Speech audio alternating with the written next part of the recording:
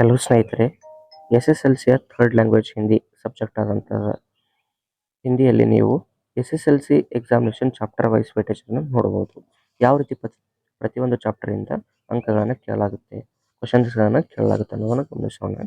So ಮೊದಲನೇ chapter ಆದಂಥ ಕಾಶ್ಮೀರಿ ಸೇಬ್, ಈ ಒಂದು ಚಾಪ್ಟರಿಂದ 1 ಅಂಕದ ಒಂದು ಪ್ರಶ್ನೆ, 2 ಅಂಕದ ಒಂದು ಪ್ರಶ್ನೆ, ಒಟ್ಟು 2 ಪ್ರಶ್ನೆಗಳನ್ನು 3 ಅಂಕಗಳಿಗೆ ಅಲಾಟ್ಮೆಂಟ್ ಆಗಿದೆ. ಇನ್ನು ಗಿಲ್ಲು ಚಾಪ್ಟರ್, ಈ ಒಂದು ಚಾಪ್ಟರಿಂದ ನೀವು 3 ಅಂಕದ ಒಂದು ಪ್ರಶ್ನೆನ ನೋಡಬಹುದು. ಮೇರಾ ಬಚ್ಪನ, ಇದರಲ್ಲಿ 1 ಅಂಕದ ಒಂದು ಪ್ರಶ್ನೆ, 2 ಅಂಕದ ಒಂದು ಪ್ರಶ್ನೆ, ಒಟ್ಟು 2 ಪ್ರಶ್ನೆಗಳನ್ನು 3 ಅಂಕಗಳಿಗೆ ಕೇಳುವುದನ್ನು ಗಮನಿಸಬಹುದು.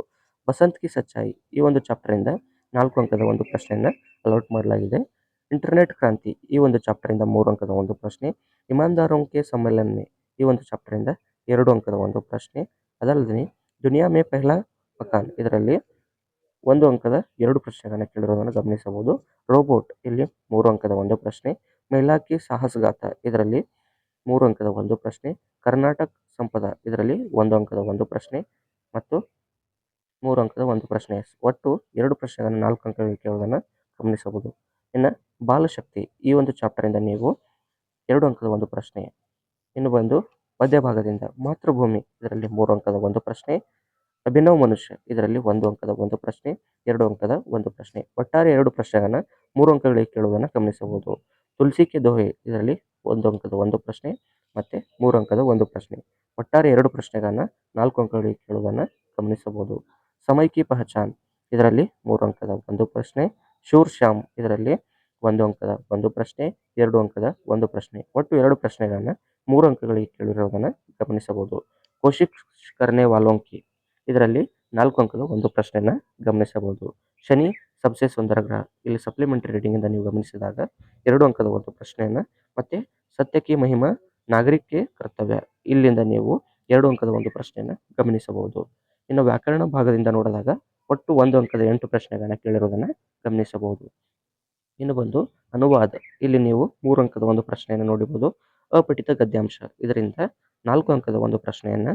ನಿಬಂಧ ರಚನೆಯಲ್ಲಿ 4 ಅಂಕದ ಒಂದು ಪ್ರಶ್ನೆಯನ್ನು ಮತ್ತು ಪತ್ರಲೇಖನ, ಇದರಿಂದ ನೀವು 5 ಅಂಕದ ಒಂದು ಪ್ರಶ್ನೆಯನ್ನು ನೋಡಬಹುದು. ಒಟ್ಟಾರೆಯಾಗಿ ಹಿಂದಿ ಸೆಕ್ಷನ್ನಿಂದ ನೀವು 1 ಅಂಕದ 16 ಪ್ರಶ್ನೆಗಳನ್ನು, 2 ಅಂಕದ 8 ಪ್ರಶ್ನೆಗಳನ್ನು, 3 ಅಂಕದ 9 ಪ್ರಶ್ನೆಗಳನ್ನು, 4 ಅಂಕದ 4 ಪ್ರಶ್ನೆಗಳನ್ನು ಮತ್ತು 5 ಅಂಕದ ಒಂದು ಪ್ರಶ್ನೆಗಳನ್ನು ನೋಡಬಹುದು.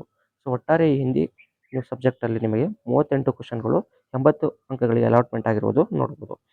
ಮತ್ತು ಹಿಂದಿಯಲ್ಲಿ ನಿಮಗೆ ಸಾಕಷ್ಟು ಈಸಿಯಾಗಿ ಸ್ಕೋರಿಂಗ್ ಮಾಡುವಂಥ ಸಬ್ಜೆಕ್ಟು. ಇದರಲ್ಲಿ ನೀವು ಪಾಠಗಳನ್ನು, ಪದ್ಯಗಳನ್ನು ಮತ್ತು ಗ್ರಾಮರ್ ಸೆಕ್ಷನನ್ನು ಕರೆಕ್ಟಾಗಿ ಡಿವೈಡ್ ಮಾಡಿಕೊಂಡು ಚಾಪ್ಟರ್ ವೈಸ್ ಏನು ವೇಟೇಜ್ ಕೊಟ್ಟಿದ್ದಾರಲ್ಲ ಇದರ ಪ್ರಕಾರ ನೀವು ಸ್ಟಡಿ ಮಾಡಿ. ಮತ್ತು ಯಾವುದೇ ಚಾಪ್ಟರ್ ಒಳಗೆ ಏನಾದರೂ ಪ್ರಶ್ನೆಗಳು, ಏನಾದರೂ ಸಮಸ್ಯೆಗಳು ಉದ್ಭವಿಸಿದಾಗ ಕಮೆಂಟ್ ಬಾಕ್ಸಲ್ಲಿ ತಿಳಿಸಿ, ಅದಕ್ಕೆ ನಾವು ಸೊಲ್ಯೂಷನ್ ಕೊಡುವಂಥ, ಪರಿಹಾರ ಕೊಡುವಂಥ ಒಂದು ಪ್ರಯತ್ನದಲ್ಲಿ ನಾವಿರ್ತೀವಿ. ಅದಲ್ಲದೆ ನೀವು ಗ್ರಾಮರ್ಗೆ ಸ್ವಲ್ಪ ಒತ್ತು ಕೊಟ್ಟು ಕರೆಕ್ಟಾಗಿ ಕವರ್ ಮಾಡಿದಾಗ ಹಿಂದಿ ನಿಮಗೆ ಮೋಸ್ಟ್ ಸ್ಕೋರಿಂಗ್ ಸಬ್ಜೆಕ್ಟ್ ಆಗಿ ಕನ್ವರ್ಟ್ ಆಗುತ್ತೆ. ಇದಲ್ಲದೆ ಪಠ್ಯಪೂರಕದಲ್ಲಿರ್ಬೋದು, ಪದ್ಯ ಭಾಗದಿರ್ಬೋದು, ಅದಲ್ಲದೆ ಗದ್ಯ ಭಾಗ ಇರ್ಬೋದು, ಪ್ರತಿಯೊಂದನ್ನು ಅಷ್ಟು ಅಚ್ಚುಕಟ್ಟಾಗಿ ಓದಿ ಮತ್ತು ಪತ್ರಲೇಖನದಿಂದ ನೀವು ಪ್ರಬಂಧ, ನಿಬಂಧ ರಚನೆ, ಅಪಠಿತ ಗದ್ಯಾಂಶ ಈಸಿಯಾಗಿ ನಂತರ ಇಲ್ಲಿ ಅಂಕಗಳನ್ನು ಪಡೆಯಬಹುದು. ಸೊ ಮುಂದಿನ ಒಂದು ವಿಡಿಯೋದಲ್ಲಿ ನಿಮಗೆ ಹಿಂದಿಯ ಕುರಿತಂಥ ಮಾಡೆಲ್ ಕ್ವಶ್ಚನ್ ಪೇಪರ್ಸ್ಗಳಿರ್ಬೋದು, ಇದರ ಕುರಿತಂಥ ಮಾಡೆಲ್ ಉತ್ತರ ಪತ್ರಿಕೆಗಳು ಮತ್ತು ಎಸ್.ಎಸ್.ಎಲ್.ಸಿಯಲ್ಲಿ ಯಾವ ರೀತಿ ನಾವು ಹಿಂದಿಗೆ 100ಕ್ಕೆ 100 ಅಂಕಗಳನ್ನು ಪಡೆಯಬಹುದು ಅನ್ನೋದನ್ನು ಮುಂದಿನ ವಿಡಿಯೋದಲ್ಲಿ ತಿಳಿಸ್ತೀನಿ. So be connected. ಅಲ್ಲಿವರೆಗೆ ಥ್ಯಾಂಕ್ ಯು.